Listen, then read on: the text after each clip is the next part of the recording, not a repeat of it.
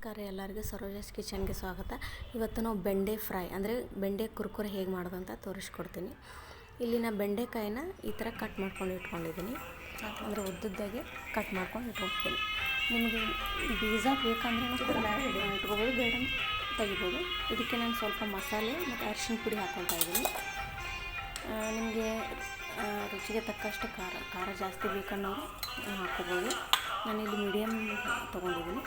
ಮತ್ತು ರುಚಿಗೆ ತಕ್ಕಷ್ಟು ಉಪ್ಪು ತೊಗೊಂಡು ಇದನ್ನು ಫಸ್ಟಿಗೆ ಕೈಲೇ ಈ ಥರ ಮಿಕ್ಸ್ ಮಾಡ್ಕೋಬೇಕು. ಮಸಾಲೆ ಎಲ್ಲ ಬೆಂಡೆಕಾಯಿಗೆ ಸರಿಯಾಗಿ ಅಂಟ್ಕೋಬೇಕಾಗ್ತದೆ.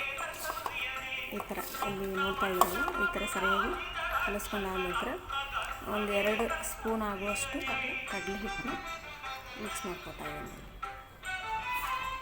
ಅದನ್ನು ಬರೀ ಕೈಲಿನ ಈ ಥರ ಮಿಕ್ಸ್ ಮಾಡ್ಕೋಬೇಕು ಎಲ್ಲದನ್ನು.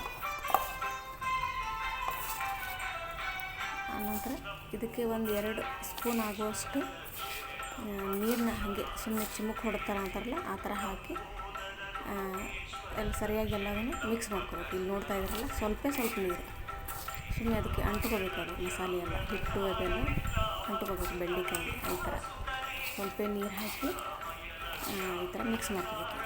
ಇದು ಏನಂದರೆ ಕೈಲೇ ಮಿಕ್ಸ್ ಮಾಡ್ಕೋಬೇಕು. ಇದನ್ನ ಈ ಥರ ಅಷ್ಟು ಮಿಕ್ಸ್ ಆದ ನಂತರ ಸರಿಯಾಗಿ ಕಲಿಸ್ಬೇಕು. ಇದನ್ನ ಆ್ಯಕ್ಚುಲಿ ನಮ್ಮ ಚಾನಲ್ನ ಯಾರು ಸಬ್ಸ್ಕ್ರೈಬ್ ಆಗಿಲ್ಲ, ಸಬ್ಸ್ಕ್ರೈಬ್ ಆಗಿ ಪ್ಲೀಸ್, ಒಂದು ಲೈಕ್ ಕೊಡಿ. ಈ ಥರ ಇಲ್ಲಿ ನಾನು ಎಣ್ಣೆ ಕಾಯಕ್ಕಿಟ್ಟಿದ್ದೀನಿ.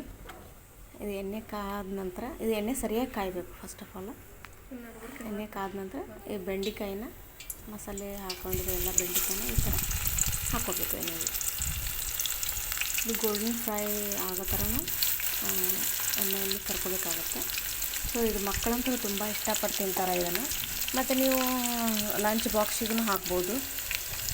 ಮತ್ತು ಊಟಕ್ಕೆ ಸೈಡ್ ಡಿಶ್ ಆಗೂ ಇದನ್ನ ಬಳಸ್ಬೋದು. ಇನ್ನೊಂದೇನೆಂದರೆ ಇದು ಆರೋಗ್ಯಕ್ಕೂ ಒಳ್ಳೆಯದು ಬೆಂಡೆಕಾಯಿ. ಈ ಥರ ಇದು ಎಣ್ಣೆಯಲ್ಲಿ ಸರಿಯಾಗಿ ಫ್ರೈ ಆಗಬೇಕಿತ್ತು. ಇದೇನು ಅಂಟ್ಕೊಳೋದಿಲ್ಲ, ಕರಿದ ಮೇಲೆ ಎಲ್ಲ ಬಿಡಿ ಆಗ್ತಾವೆ. ಈ ಥರ ಯಾರಾದ್ರು ಮನೆಗೆ ಗೆಸ್ಟ್ ಬಂದಾಗ ಸೈಡ್ ಡಿಶ್ ಆಗಿ ಭಾಳ ಚಲೋ ಇರುತ್ತೆ. ಇದು ಒಂದು ಮನೆಯಲ್ಲಿ ಟ್ರೈ ಮಾಡಿ ನೋಡಿ. ಈ ಥರ ಅಷ್ಟು ಸರಿಯಾಗಿ ಫ್ರೈ ಆಗಬೇಕಿದೆ.